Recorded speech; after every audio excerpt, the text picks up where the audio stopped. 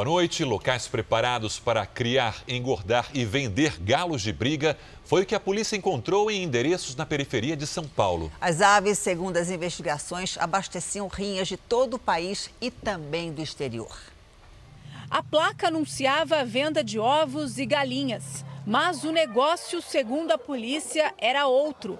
A granja funcionava sem registro e mais de 1.000 aves eram criadas em gaiolas. O local estava limpo, os galos bem alimentados e sem sinais de maus tratos. Aqui, segundo as investigações, funcionava a maternidade. Quando os animais atingiam determinado peso, saíam daqui e eram levados para esta chácara para engordar. Depois da denúncia de uma rinha em Mauá, na Grande São Paulo, a polícia começou a investigar uma organização criminosa que faria esse tipo de criação para fornecer os animais. Foram 6 meses de apuração de documentos e anotações apreendidos na rinha até chegar a este local. A gente conseguiu montar, verificar que era uma estrutura grande, né, voltada para a exploração do jogo de azar, né, o jogo ilegal com apostas em galos, né? As aves seriam destinadas a grandes eventos, com venda de ingressos e apostas que variavam de 500 a 10 mil reais por combate. A gente vai tentar aí exatamente ver como se formou essa associação, se ela é voltada para outras práticas criminosas. O dono e 2 funcionários que estavam na granja foram ouvidos e liberados. As aves não serão retiradas porque não há outro local adequado disponível. Os responsáveis serão investigados por maus tratos e prática de jogos de azar. Veja agora outros destaques do Jornal da Record. Presidente Bolsonaro anuncia novo valor do salário mínimo. Militares da reserva são convocados para zerar fila do INSS. Imagens mostram criminosos saqueando o prédio interditado pela Defesa Civil. Novo vídeo mostra 2 mísseis atingindo o avião ucraniano. Na série especial, as oportunidades de empregos que brotam da extração de petróleo e de minérios.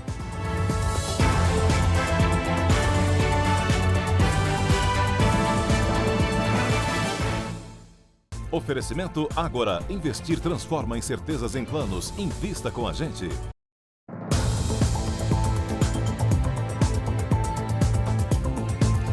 Foram enterrados hoje no Rio de Janeiro os 2 irmãos que morreram eletrocutados enquanto brincavam com uma pipa. Segundo moradores, eles foram atingidos por um fio de alta tensão que estava solto. Era para ser uma brincadeira de criança, mas terminou em morte. Ninguém espera uma perda na família, ainda mais da forma que foi, com 2 crianças, onde o caçula chamava o mais velho de pai. Os irmãos Caio, de 14 anos, e Cauã, de 2, empinavam pipa com outros amigos em um campo de futebol. A linha prendeu na fiação de um poste e soltou uma forte descarga elétrica no caçula. O menino mais velho tentou ajudar, mas também foi atingido pela alta tensão. Morreu sendo pai, tentando salvar o irmão daquela situação. Familiares dos meninos contam que, há um mês, os moradores denunciaram à concessionária de energia que havia um fio elétrico solto na rua. Mas a empresa que atende a cidade de São Gonçalo, na região metropolitana do Rio, não fez o reparo. A área onde aconteceu o acidente é dominada pelo tráfico de drogas. O acesso é controlado pelos criminosos. Até os bombeiros que vieram prestar socorro tiveram dificuldade de entrar. Os agentes foram escoltados por homens armados com fuzil até o local onde as crianças estavam.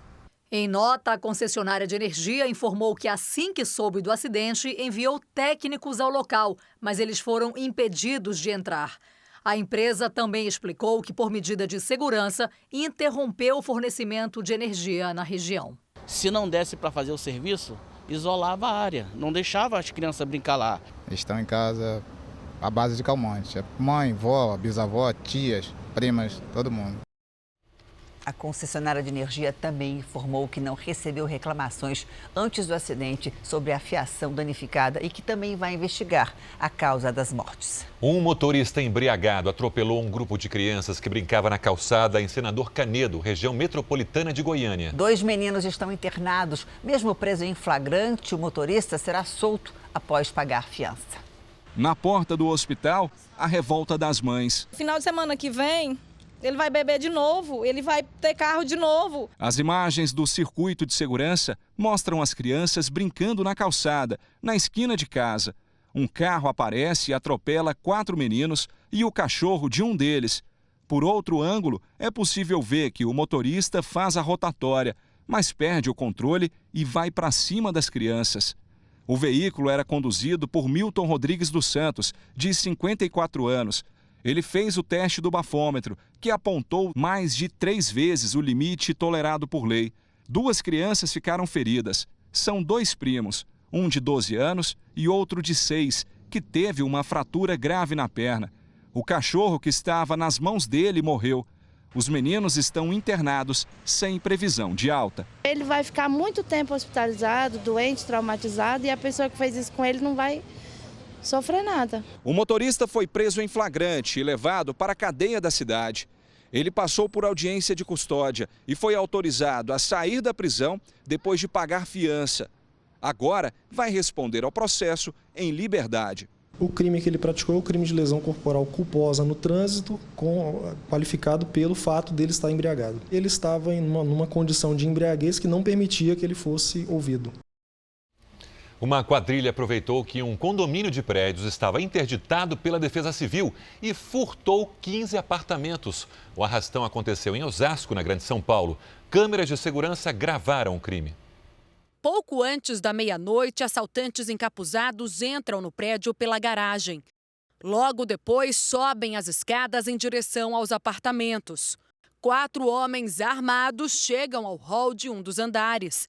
Um suspeito tenta virar a câmera de segurança para esconder o crime, mas não consegue. Com uma barra de ferro, arrombam a porta de um apartamento. Em menos de 4 minutos, saem com as mochilas cheias. O arrastão aconteceu de domingo para segunda-feira. O condomínio está vazio há 1 mês. Foi interditado pela Defesa Civil por apresentar rachaduras e infiltrações na estrutura do edifício.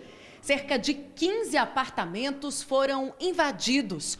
Um morador que passava por aqui viu uma janela aberta e avisou a síndica.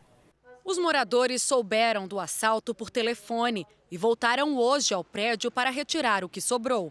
A gente decidiu vir tirar tudo, né?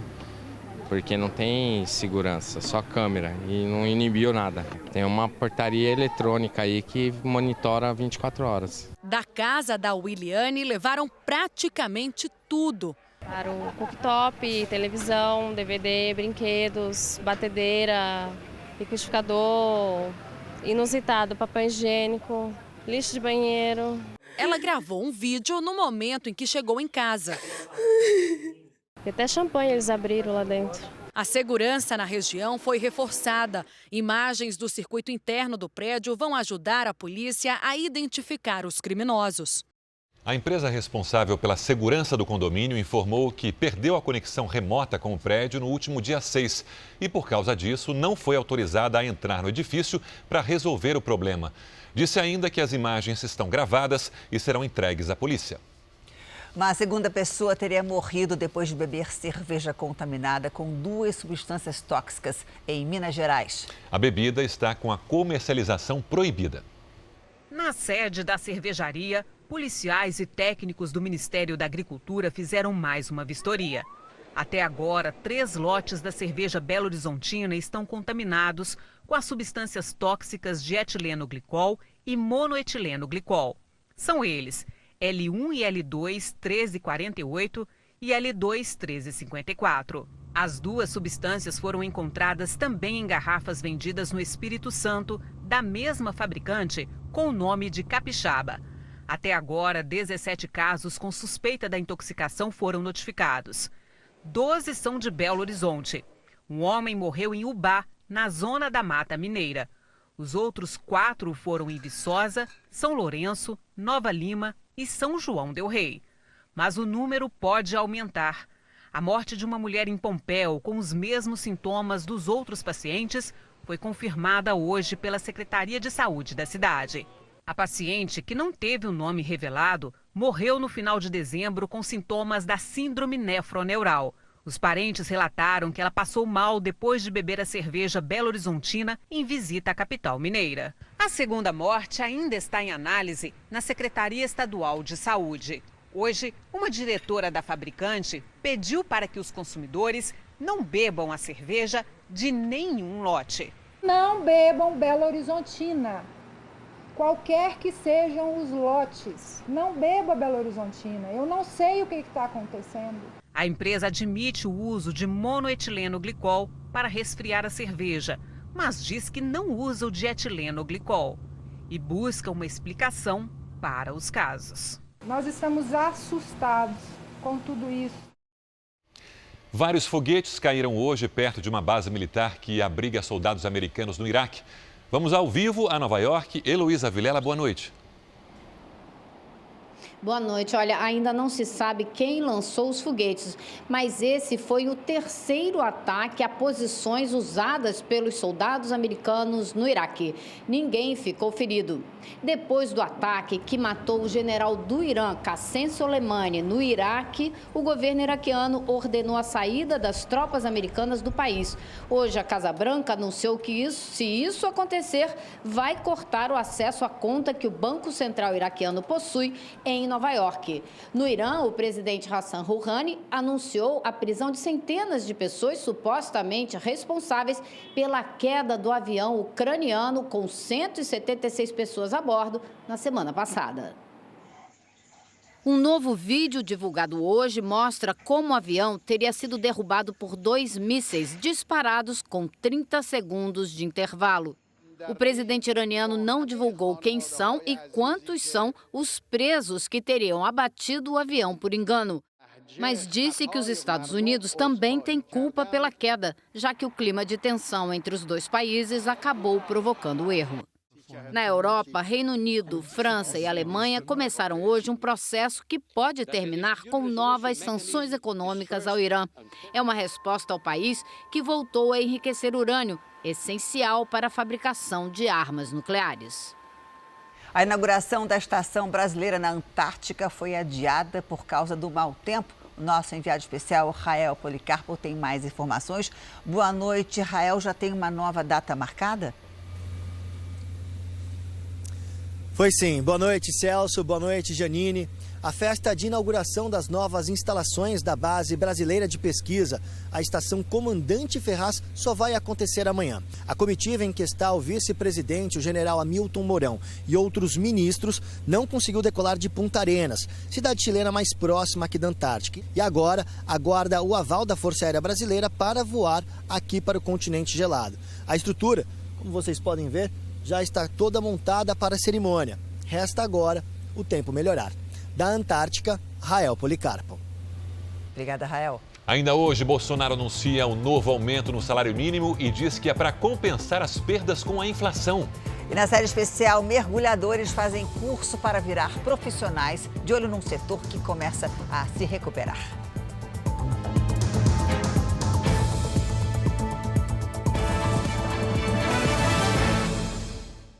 O presidente Bolsonaro anunciou há pouco o novo valor do salário mínimo. Vamos a Brasília com o Tiago Nolasco. Tiago, boa noite.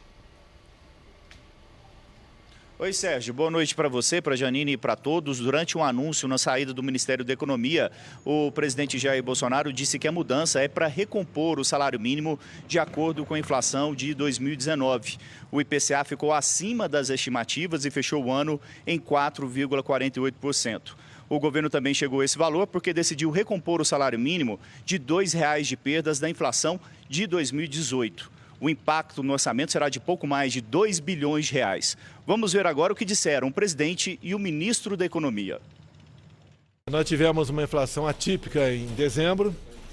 Não esperava que fosse tão alta assim, mas foi em virtude basicamente da carne. E tínhamos que fazer com que o valor do salário mínimo fosse mantido. Então, ele passa, via medida provisória, de 1.039 para 1.045, a partir de 1º de fevereiro. Isso vai ficar em torno de 2 bilhões 300 e pouco. Nós vamos anunciar possivelmente dentro de uma semana 8 bilhões que vão aparecer, de forma que esse aumento de 2.300 vai caber no orçamento.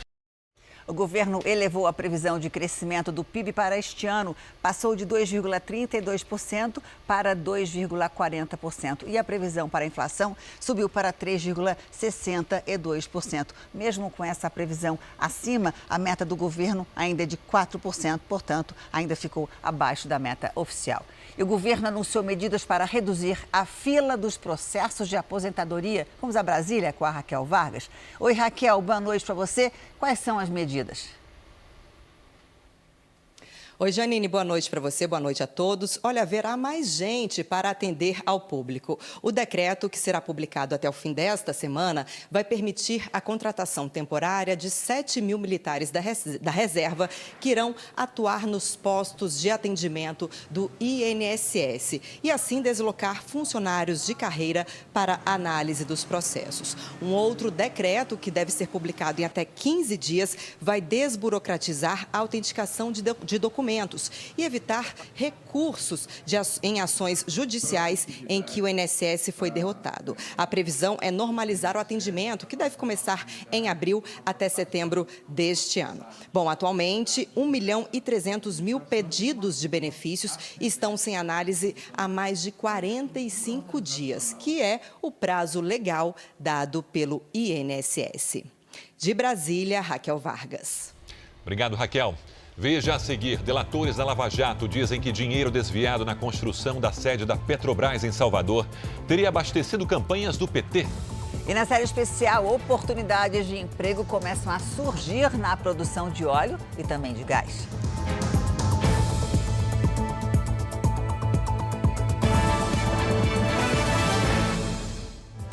Depois que o jornalismo da Record TV revelou imagens em que o cantor Vitor agride a mulher, surgiu uma polêmica sobre a condenação do cantor. Isso porque Vitor não foi enquadrado na Lei Maria da Penha. 5 minutos de agressão registrados pela câmera do elevador do prédio onde moravam. Foi com base nessas imagens que o Tribunal de Justiça de Minas Gerais aceitou a denúncia contra o sertanejo Vitor por agressão. As imagens foram mostradas pela primeira vez na televisão pelo programa Domingo Espetacular. Elas mostram como Vitor usa a força para retirar Poliana do elevador. Ela cai, momento em que, com o pé, ele atinge a mulher ainda deitada. Vitor se tornou réu em 2017, depois de ser indiciado pela Polícia Civil de Minas Gerais por vias de fato, que são atos agressivos que não deixam marcas ou sequelas no corpo das vítimas. Na época, Poliana Bagatini estava grávida do segundo filho do casal. Após a separação, ela veio morar em Campinas, onde aguarda a conclusão do caso. No condomínio, o porteiro tentou ligar para o apartamento de Poliana, mas ninguém atendeu. Em depoimento, Vitor nega a denúncia de agressão. O que eu posso dizer é, não tive absolutamente, como não tenho na minha vida, e nunca tive com ninguém, nem homem, nem mulher, nada, atenção de agredir ninguém. No meu ver, foi uma agressão. Eu não sei se dizer se foi um empurrão, se foi um chute nesse momento.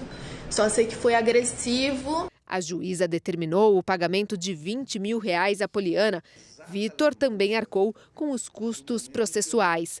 A condenação por vias de fato também prevê 18 dias de prisão em regime aberto, que pode ser convertido em trabalho voluntário. Apesar das imagens, o exame de corpo de delito realizado em Poliana deu negativo. Por isso, Vitor não foi indiciado pelo crime de lesão corporal e não se enquadrou na Lei Maria da Penha. A mulher pode se socorrer da Lei Maria da Penha, pode se socorrer das medidas protetivas da Lei Maria da Penha em casos de ameaça, em casos de agressões verbais e também em casos de agressões físicas. Por outro lado, não tenho como processar alguém por lesão corporal se não existem as lesões comprovadas por um exame de corpo de delito. Depois da condenação, o cantor Vitor disse que prefere manter o silêncio, como fez em todo o processo, para preservar os filhos e a ex-mulher. A organização internacional Human Rights Watch divulgou hoje o relatório mundial sobre a situação dos direitos humanos em mais de 100 países no ano passado. Boa noite para você, Giovana Rizardo. Qual é o principal destaque? Oi, boa noite a todos. A Human Rights Watch enfatizou as ações do governo chinês, que chamou de ameaça global ao direito humano, viu, Janine? E olha, no Brasil, o documento destaca informações sobre o meio ambiente, sobre a segurança pública e também sobre a violência contra a mulher. Os dados do ano passado mostram que o desmatamento na Amazônia aumentou mais de 80%. Por outro lado, as multas caíram no mesmo período. Sobre o Rio de Janeiro, o relatório diz que a polícia matou 1.686 pessoas entre janeiro e novembro de 2019, um recorde. O relatório destaca que mais de 1 milhão de casos de violência doméstica aguardavam julgamento em 2018. Há 30 anos, a Human Rights Watch faz esse relatório e indica aos governos de todo o mundo onde devem concentrar suas ações. De São Paulo, Giovana Rizardo. Obrigada, Giovana. A fumaça dos incêndios na Austrália deve dar a volta ao mundo nos próximos dias, segundo a NASA. Boa noite, Lidiane. Como é que isso é possível? Curioso, né, Janine? Boa noite para você, para todo mundo aí do outro lado. Olha, ela pega carona nos ventos do alto da atmosfera. A fumaça sobe e se junta a uma onda de vento que se desloca de oeste para leste e percorre todo o globo terrestre. Essa movimentação não será suficiente para dissipar toda a poluição. Por isso, ela consegue voltar à Austrália. Cidades próximas ao foco devem sentir os efeitos nocivos na respiração. Voltando aqui para o Brasil, em Porto Alegre, no Rio Grande do Sul, fez hoje 34 graus, 4 graus acima da média para janeiro. Esse calor vai continuar. Janine, mais um dia de calor garantido, viu? Uma frente fria agora está a caminho. Amanhã já tem previsão de chuva com trovoadas, granizo e rajadas de mais de 60 km por hora no estado gaúcho. Entre Santa Catarina e o Espírito Santo e na região central, tempo abafado com pancadas de chuva no fim do dia. Faz sol do interior de Minas Gerais até a Paraíba. Do Rio Grande do Norte até o Acre, chove a qualquer hora. Em Brasília, máxima de 29 graus. Faz 30 no Rio de Janeiro e até 32 em Aracaju. Preparem-se porque teremos queda brusca de temperaturas em Porto Alegre e em São Paulo até o fim da semana. Na capital gaúcha faz 36 amanhã com temporais à noite. Na quinta, a máxima não vai passar dos 25. Já na capital paulista, 30 graus amanhã com chuva à tarde. Na quinta-feira, o chuvão começa no fim do dia e na sexta, os termômetros não passam dos 23 graus. Haja saúde. Chuvão já dá medo. Obrigada, Lidiane. Até amanhã. Até amanhã. 67 pessoas morreram em avalanches na Índia e no Paquistão. Nesse vídeo, divulgado pela imprensa paquistanesa, moradores tentam encontrar vítimas soterradas. A região ficou coberta por 15 metros de neve. Segundo autoridades, um temporal provocou deslizamentos. O número de mortos ainda pode aumentar. Na França, começou o julgamento de um padre que confessou ter abusado de menores durante 20 anos. O padre Bernard Prenat é réu confesso e pode ser condenado a 10 anos de prisão. Ele abusou de dezenas de escoteiros de uma organização da Igreja Católica na região metropolitana de Lyon. Os crimes aconteceram entre os anos de 70 e 90. Os meninos tinham, em média, 10 anos de idade. Mais 3 empresários investigados pela Lava Jato fecharam um acordo de delação premiada. Eles revelaram detalhes do desvio na construção da sede da Petrobras em Salvador. O dinheiro teria abastecido campanhas do PT. A Torre Pituba custou 1 bilhão e 300 milhões de reais. Segundo as investigações, as construtoras Odebrecht e OAS pagaram 68 milhões em propinas para levantar o prédio, que pertence a Petros, o fundo de pensão dos funcionários da Petrobras. Para garantir o negócio, a estatal se comprometeu a alugar o edifício por 30 anos. Quem fazia a administração do prédio era a Mendes Pinto Engenharia, que pertencia a Mário e Alexandre Soares. Pai e filho resolveram contar o que sabiam em troca de redução de pena. Marcos Felipe Mendes Pinto, que teria ajudado a fazer desvios e pagamentos ilegais, também fechou acordo. Segundo Mário Soares, quase 10 milhões de reais foram diretamente para o PT. O ex-tesoureiro do partido, João Vacari Neto, teria repartido a propina em 3 partes. 1/3 para o PT Nacional, 1/3 para dirigentes da Petros e da Petrobras que participavam do esquema e 1/3 para a campanha à reeleição do ex-governador da Bahia, Jacques Wagner. De acordo com o delator, o dinheiro que teria abastecido a campanha de Wagner foi operado por Carlos Daltro, que já foi investigado por receber propina na Operação Cartão Vermelho, que investigou desvios na construção do estádio da Fonte Nova para a Copa. Segundo os delatores, o PT Nacional recebeu cerca de R$2 milhões de dinheiro desviado do prédio. Os pagamentos foram feitos na forma de uma mesada, que bancou a campanha de Dilma Rousseff em 2010. Eles contaram que ficou definido que Vacari receberia R$100 mil por mês para atender demandas da campanha presidencial. A entrega das mesadas ocorria na sede do PT, no centro de São Paulo. Para transportar o dinheiro desviado, eles escondiam os valores dentro da camisa. Os novos delatores também apontaram que o chefe de gabinete de Sérgio Gabrielli, ex-presidente da Petrobras, Armando Trípode, tinha papel importante dentro da companhia e um estreito relacionamento com Gabrielli. E, por isso, conseguiu direcionar a contratação da Mendes Pinto Engenharia como gerenciadora do prédio. Ele também teria influenciado no processo de aprovação do contrato de locação atípico. Por isso, recebeu mensalmente R$100 mil, quase sempre entregues em espécie na sede da Petrobras. Além dos funcionários da estatal, os dirigentes da Petros, responsáveis por cuidar do dinheiro da aposentadoria dos funcionários da Petrobras, também teriam recebido propina. O ex-presidente do fundo, Luiz Carlos Fernandes Afonso, teria recebido R$500 mil. O dinheiro foi entregue pessoalmente e em espécie na sede da entidade no Rio de Janeiro. Já o ex-diretor da Petros, Nilton Carneiro, teria ganhado como suborno um automóvel de luxo e uma mesada de R$50 mil por mês por 6 anos, totalizando quase R$4 milhões. A defesa do senador Jacques Wagner disse que ainda não teve acesso ao conteúdo da delação e por isso não comenta. A defesa do ex-tesoureiro do PT, João Vacari Neto, alegou que a delação não tem qualquer elemento de prova e que as citações a ele não procedem. A Odebrecht, a Petrobras e a Petros informaram que colaboram com as autoridades. Nós não conseguimos contato com os outros citados na delação.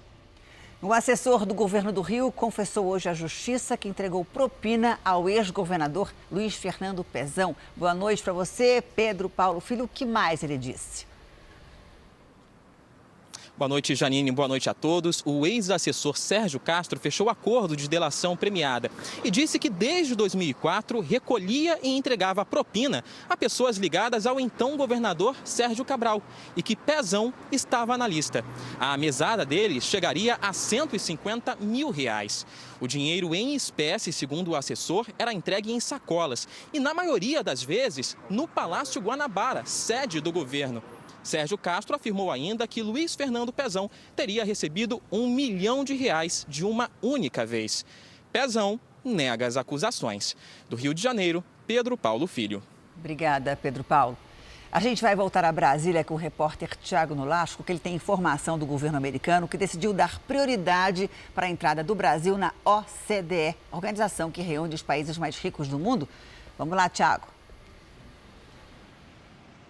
Janine, eu acabei de conversar com fontes do governo brasileiro que me garantiram que amanhã o governo americano vai apresentar à OCDE, a Organização de Cooperação para o Desenvolvimento Econômico, um documento dando prioridade para o Brasil entrar no bloco. Em outubro do ano passado, essa prioridade havia sido dada à Argentina e agora será feita uma mudança. Essas mesmas fontes me disseram que esse é o resultado de uma intensa aproximação com o governo americano. Vale lembrar também que na Argentina houve mudança na presidência da República, assumindo Alberto Fernandes, que não é alinhado ao presidente americano Donald Trump. Então, amanhã será apresentado esse documento dando prioridade ao Brasil para a entrada na OCDE.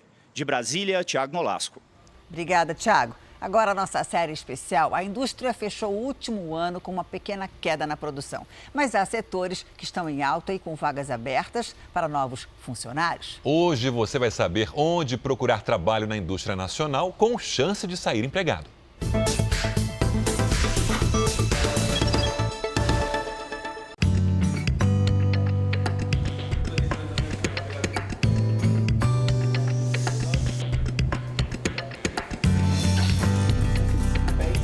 O grupo acompanha atento as explicações do instrutor. São alunos do Senai, no Rio de Janeiro. Todos com um objetivo em comum: virar mergulhador profissional. E a missão é arriscada. Vão ter que trabalhar em áreas submarinas, em atividades que vão da exploração de riquezas minerais até a manutenção de navios. É um setor que volta a respirar depois de 5 anos de crise.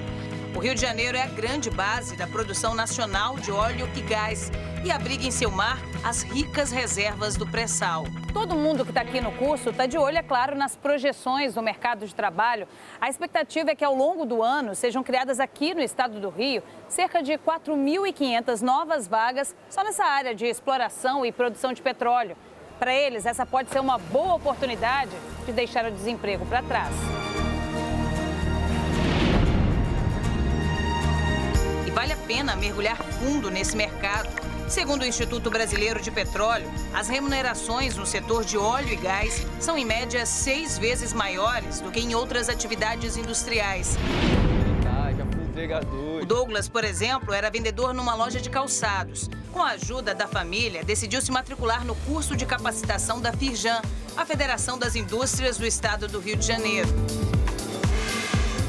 Então, profissionalmente, para esse ano que estamos, as áreas estão expandindo muito, os países do lado de fora estão investindo muito no Brasil, então a gente se sente mais confortável até investir em nós mesmos, nos profissionalizando cada vez mais e assim ser mais abraçados pelo mercado de trabalho.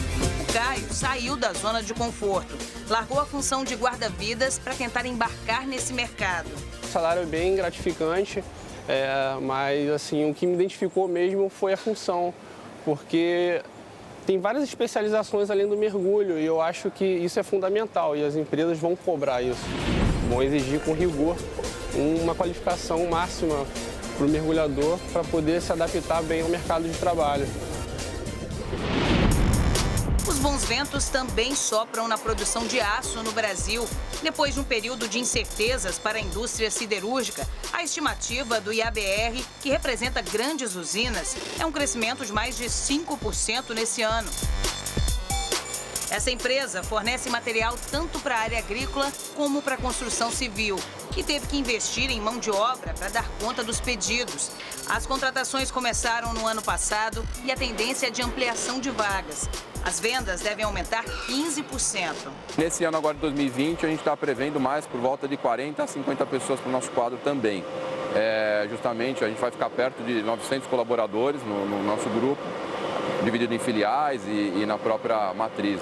O Cleiton agora faz parte desse time. Ele passou por um concorrido processo seletivo até conseguir ter a carteira assinada como auxiliar de produção. O drama do desemprego ficou para trás. É difícil, porque tem dívidas, tem famílias, tem que se virar, você tem que fazer de um tudo para se manter. Eu passei 1 ano e meio fazendo transporte alternativo, de aplicativo. O Renato é um dos responsáveis pelas contratações. Depois de passar por um período na área de consultoria, voltou a fazer o que mais gosta. É uma grande oportunidade, acho que veio de encontro ao meu desejo de retomar essa área de recursos humanos. É uma oportunidade de trabalhar com as pessoas, para as pessoas, fazendo com que elas se desenvolvam. Então é um momento de retomada e uma oportunidade de crescimento, sem dúvida. Com o aquecimento da atividade econômica, o mercado de trabalho dá sinais de recuperação. A taxa média de desemprego deve cair de 12% para 11,4% nesse ano. E a renda média do trabalhador deve crescer. Segundo números do IBGE, a expectativa é da criação de 800 mil vagas com carteira assinada. Nessa indústria de alimentos, o fantasma do corte de empregados faz parte do passado. As vendas no final do ano quase acabaram com o estoque da produção. A intenção é aumentar em pelo menos 10% a mão de obra. Provavelmente nós vamos continuar num crescimento. Crescemos a produção, crescemos as contratações. Graças à alta na produção de frangos, o Luan não só voltou ao mercado, como recuperou a autoestima. É uma situação muito boa, né? A gente poder ter o que botar dentro de casa para a família, acho que isso é muito satisfatório. O Jornal da Record termina aqui. A edição de hoje na íntegra e também na nossa versão em podcast estão no Play Plus e em todas as nossas plataformas digitais. À 00:30 tem mais Jornal da Record, hoje com o Lúcio Sturmo. Fica agora com a novela Amor Sem Igual. Boa noite para você. E a gente se vê amanhã. Boa noite, até a próxima.